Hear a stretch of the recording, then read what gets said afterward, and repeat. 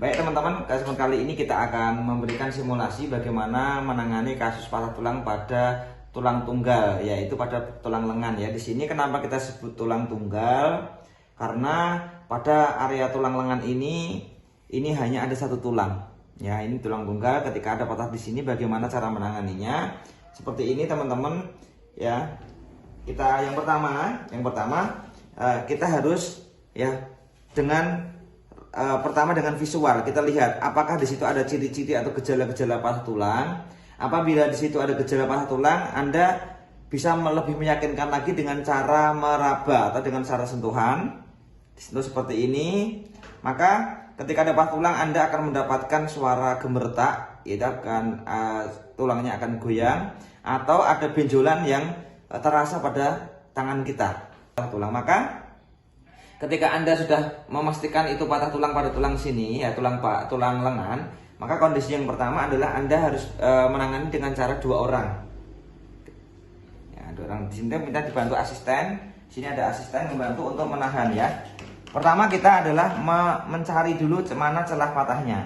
Nah, misalnya ketemu di sini, ini ada celah patahnya di sini, maka di sini ini nanti menjadi tempat kontrol kita ketika mereposisi. Ingat ya, posisi patah setelah kita meraba seperti ini, kita ketemu patah sini, fungsi tempat patah ini nanti kita pegang ini sebagai fungsi controlling ketika kita mereposisi. Nah, kita minta bantu kepada asisten kita untuk memegang tempat patahnya di sini, Mas. Ya, tempat patahnya dipegang seperti ini.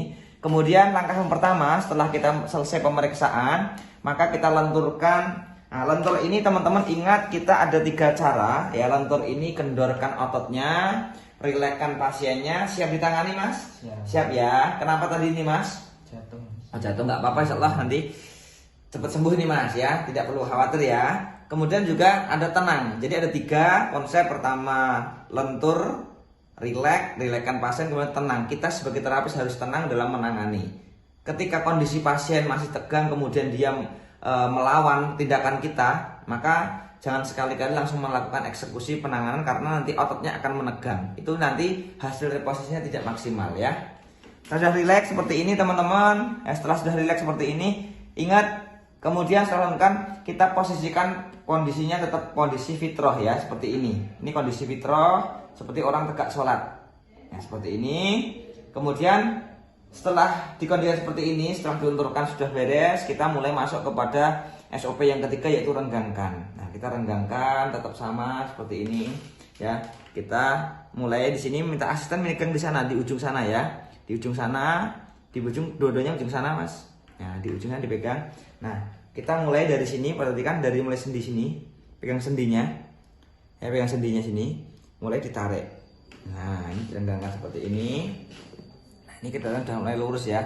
Nah, tangan yang ini tadi kita menjadi kontrol kepada titik patahnya di sini tadi. Kita kontrol seperti ini. Setelah renggangan kita lepas berlahan. Kita lepas berlahan seperti ini. Tangan ini fungsi sambil membenahkan, mereposisi. Nah, misalnya ada masih tonjol-tonjolan, kita masukkan seperti ini, klek, kita ada sedikit penekanan. Nah, setelah posisi pas seperti ini kita lepas, kemudian minta asisten untuk memegangnya. Oke ya. Nah, memegangnya seperti ini. Oke, kemudian kita masuk kepada imobilisasi. Ya, reposisinya sangat simpel ya. Jadi ketika melepaskan dari peregangan itu sambil kita lepas pelan-pelan sambil mereposisi. Jadi reposisi ini intinya tulang ini supaya tidak saling menumpang, jadi supaya lurus kembali. Ini udah posisi lurus. Kita langsung kepada reposisi ya. Nah, setelah reposisi selesai kita memberikan imobilisasi. Nah, karena di sini tulangnya di sini tulang lengan, maka memberikan imobilisasi yaitu mulai dari lengan sampai sendi bawahnya. Ingat, sendi bawahnya berarti di bawah sendi siku. Nah, sendi siku, ingat jangan sampai melebihi sendi tangan karena nanti di sendi pergelangan tangan kalau kita sampai ke bawah sini, ini nanti akan mengganggu gerak ini. Jadi usahakan di atas sendi pergelangan ya, di atas sendi pergelangan. Kemudian juga dibantu di sini. Kalau di sini ini lebih pendek lagi teman-teman karena di sini ada ketiaknya ya. Jadi sama panjang di sini, jangan sampai melebihi sendi lengan, sini sampai sini teman-teman. Nah, seperti ini dikondisikan seperti ini ya. Baru kita ikat. Posisi mengikatnya adalah mulai dari ujung Mas Aldi, mulai dari bawah ya, mulai dari tempat patahnya. Pertama kali mulai dapat patahnya, cara membidainya seperti ini ya. Jadi bukan gini, salah ini. Yang betul adalah seperti ini. Tali dulu di mana posisi tempat patahnya. Nah, dulu Mas Aldi. Nah, di sini ya. Ini kita agak tarik ya, agak tarik. Jadi jangan terlalu kencang dan juga tidak boleh kendor. Ya. Untuk pertama kali penalian lebih ditekan ya, supaya nanti betul-betul menjaga tidak bergeser tulang yang sudah kita reposisi. Kita naik dulu ke atas teman-teman. Nah, ke atas. Nah, ya seperti ini. Nah, kemudian ada teknik lagi ketika Anda mendapatkan tulangnya pecah atau remuk, maka saya sarankan Anda bisa menggunakan tambahan bide seperti ini. Ini fungsinya untuk apa? Untuk membentuk tulang supaya bentuknya tidak pecah ya, tidak tertekan oleh kedua ini. Jadi biar tetap bulat. Dikasih misal di sini. Oke. Bawahnya lagi. Oke, tali lagi. Nah, seperti ini. Kemudian kita lari ke bawah. Bawah seperti ini.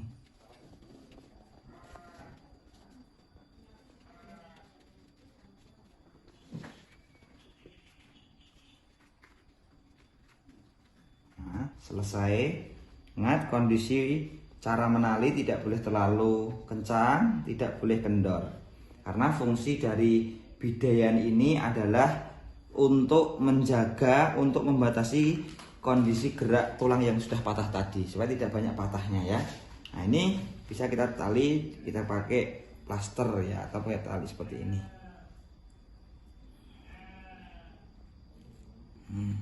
Ini selesai teman-teman, bisa dikasih lagi.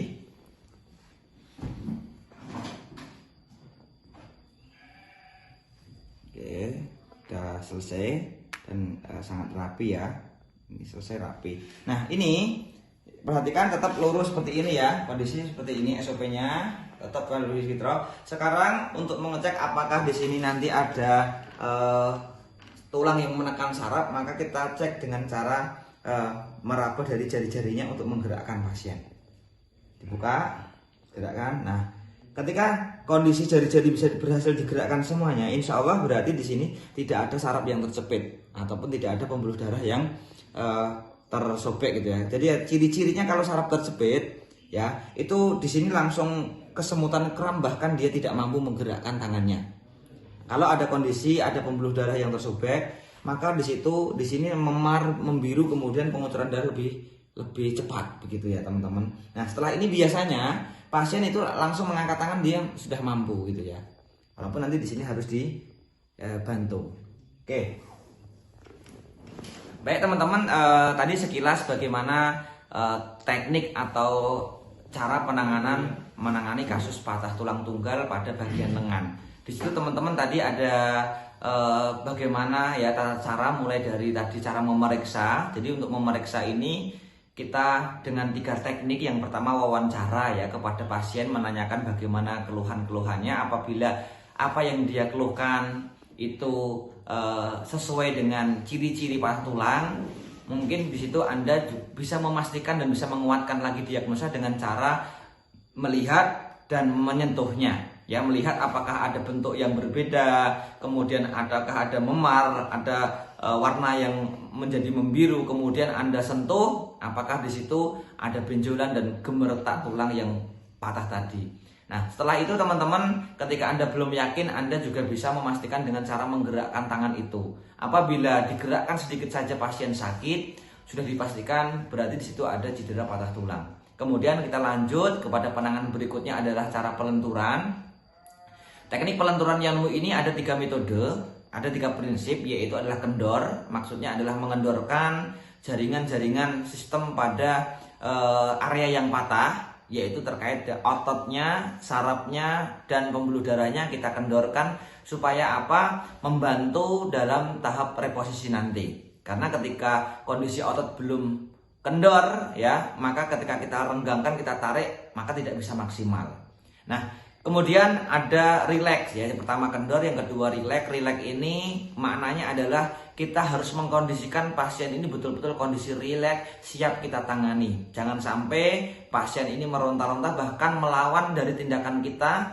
Hal itu menyebabkan nanti hasil reposisi tidak akan sempurna. Yang ketiga, yang terpenting adalah kondisi terapi, kondisi kita sebagai pelayan yang membantu untuk mereposisi ini kita harus tenang ya. Jadi ada 3, kendor, relax, dan tenang. Setelah Anda berhasil melakukan pelenturan ini, maka Anda harus masuk kepada tindakan berikutnya, yaitu adalah perenggangan ya. Kita renggangkan. Tujuan perenggangan ini adalah sebagai awal start dari reposisi. Jadi untuk mempermudah reposisi. Untuk patah tulang tunggal ya, tulang tunggal itu adalah tulang yang satu jumlahnya. Maka teknik peregangan yaitu dengan cara ditarik ya, ditarik kemudian lepas dan tahan. Jadi ketika kita lihat kondisi tulang patah, kita tarik, kita renggangkan dulu untuk apa? Untuk nanti memosisikan supaya lebih mudah. Tarik, lepas, tahan. Tahan di titik di mana patah itu ketemu sampai betul-betul titiknya ini ya fix ya. Jangan sampai seperti ini, jangan sampai seperti ini ya. Kita betul-betul fixkan. Ada tangan kita, salah satu tangan kita menjadi controlling untuk memastikan reposisi ini betul-betul lurus. Setelah berhasil, Anda tetap menjaga kondisi reposisi tadi tetap lurus, kemudian Anda lanjutkan kepada imobilisasi ataupun perlindungan untuk membatasi tulang yang sudah kita reposisi, tulang yang sudah kita betulkan, kita luruskan, jangan sampai bergerak lagi. Maka di situ ada alat-alat yang perlu kita butuhkan, yaitu bidai ataupun gaplok gitu ya. Fungsinya alat ini supaya meluruskan tulang dan tulangnya tidak goyang ataupun tidak bergeser lagi dari tempat yang semestinya.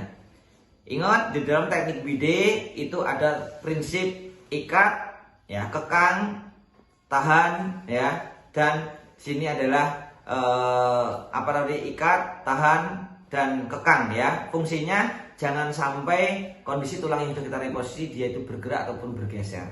Nah, kemudian cara menalinya, ingat, jangan terlalu kencang dan tidak boleh terlalu kendor ya, tidak boleh terlalu kencang dan tidak boleh kendor. Kenapa? Karena apabila terlalu kencang di situ akan menyebabkan pembengkakan yang berlebihan, kemudian peredaran darah tidak akan lancar. Apabila terlalu kendor maka tidak mempunyai fungsi untuk menjaga membatasi gerakan tulang tadi ya. Maka nanti di situ perlu kebiasaan kita jam terbang yang banyak untuk mengetahui ya, apakah terlalu kendor atau terlalu kencang. Yang terakhir, setelah berhasil diimobilisasi, maka selesailah sudah penanganan ini. Tinggal kita masuk pada SOP yang terakhir, yaitu penyelesaian ataupun fiksasi. Kita paham teman-teman, ketika terjadi patah tulang, tentunya tulang ini ya, dia tidak semata-mata atau tidak langsung dia itu langsung bisa menyambung. Akan tetapi dia butuh waktu. Di sana ada 5 fase. Fase peradangan, fase pertumbuhan sel baru, fase pertumbuhan tulang muda, fase ketemunya tulang muda atau menyambungnya tulang muda, dan fase kembalinya tulang itu menguat seperti semulanya. Dalam waktu-waktu itu supaya Anda mempercepat ya, untuk mempercepat bagaimana tulang ini supaya lebih cepat ya, sampai kepada titik penyambungan, bahkan sampai titik mengerasnya tulang, maka di situ dibutuhkannya fiksasi ataupun bantuan-bantuan baik berupa input dari nutrisi makanan yang dia makan ataupun herbal-herbal yang mendukung pertumbuhan kalsium dan nutrisi yang dibutuhkan oleh otot dan tulang itu sendiri. Mungkin itu teman-teman yang saya sampaikan.